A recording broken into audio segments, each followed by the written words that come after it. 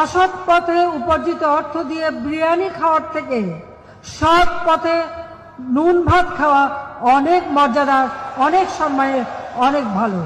এটাই হলো বাস্তবতা। নিউ ইয়র্ক ও লন্ডনে ৩০ কোটি ডলার পাচারের অভিযোগে সাবেক প্রধানমন্ত্রী শেখ হাসিনা ও তার ছেলে সজীব ওয়াজেদ জয়ের বিরুদ্ধে অনুসন্ধান শুরু করেছে দুদক।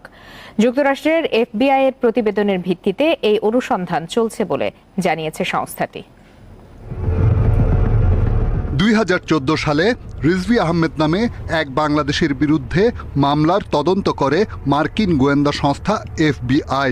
এক পর্যায়ে বাংলাদেশের প্রধানমন্ত্রী শেখ হাসিনা ও তার ছেলে সজীব ওয়াজেদ জয়ের নাম নজরে আসে FBI কর্মকর্তাদের।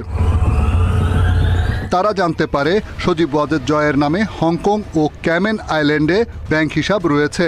নানা সময়ে ক্যামেন আইল্যান্ডের একটি মানি এক্সচেঞ্জের মাধ্যমে ওয়াশিংটন DC, নিউ ইয়র্ক এবং লন্ডনের ব্যাংক হিসাবে টাকা পাচার করেন জয়, যার পরিমাণ $৩০০ মিলিয়ন। প্রতিবেদনে জানানো হয়, লন্ডনে টাকা পাচারের বিষয়টি নিশ্চিত করেছে FBI এর যুক্তরাজ্য প্রতিনিধি।